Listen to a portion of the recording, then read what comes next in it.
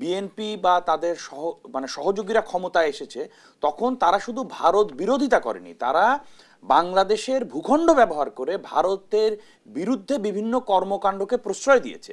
আপনি 2001 সালের পরে দেখেছেন 10 ট্রাক অস্ত্র সহ বিভিন্ন রকম সন্ত্রাসী কার্যকলাপকে ভারতের ভূখণ্ডের ভিতরে প্রশ্রয় দেওয়া হয়েছে। জননেত্রী শেখ হাসিনা কি করেছেন? তিনি নিশ্চিত করেছেন যে শুধু ভারত নয়, বাংলাদেশের ভূখণ্ড ব্যবহার করে কোনো রাষ্ট্রের বিরুদ্ধেই কোনো রকম সন্ত্রাসী কার্যকলাপ বা ওই রাষ্ট্রবিরোধী কোনো কার্যকলাপ করা যাবে না।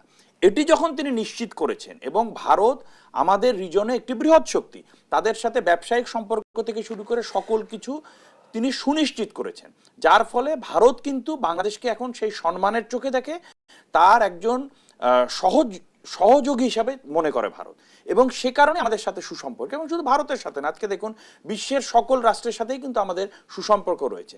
এখানে বিএনপি যেহেতু তাদের ক্ষমতায় যাওয়ার জন্য বাংলাদেশের জনগণ দ্বারা প্রত্যাখ্যাত হয়ে বিদেশি শক্তির ওপর নির্ভর করে, এখন কি হয়, আপনি যখন আয়নায় দেখবেন তখন তো নিজের চেহারাই দেখবেন এবং ওই পাশে নিজেকেই মনে হবে। সুতরাং বিএনপিও কিন্তু আওয়ামী লীগকে একই পাল্লায় মাপার চেষ্টা করে জনগণকে বিভ্রান্ত করার চেষ্টা করে। কিন্তু বিএনপি অভিযোগ করছে যে নতজানু সরকার বলে আসলে জনগণের স্বার্থে অবস্থান নিতে ব্যর্থ হয়েছে। তিস্তা চুক্তি থেকে শুরু করে ফারাক্কা এবং অভিন্ন নদীর পানি বন্টন বিষয়েও কিন্তু তারা বলেছেন। জি, আজকে বিএনপি 75-এর পরে বঙ্গবন্ধুকে হত্যা করে ক্ষমতায় ছিল, 91 সালে ক্ষমতায় ছিল, 2001 সালে ক্ষমতায় ছিল।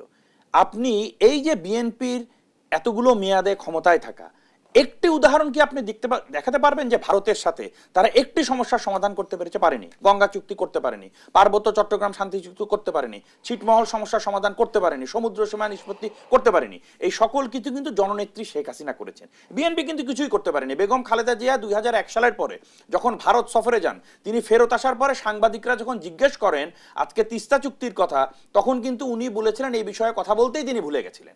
আজকে তিস্তা চুক্তির যে বিষয়টি আসে, এটি কিন্তু অনেক সময় মোটা দাগে আমরা বিশ্লেষণ করে বসি।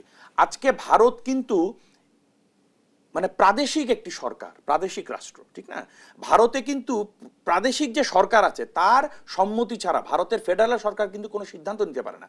পশ্চিমবঙ্গের মাধ্যমে যতক্ষণ পর্যন্ত এই তিস্তা চুক্তির সমাধান না হবে, ততক্ষণ পর্যন্ত ভারতের কেন্দ্রীয় সরকার কিন্তু একা সমস্যার সমাধান করতে পারবে না।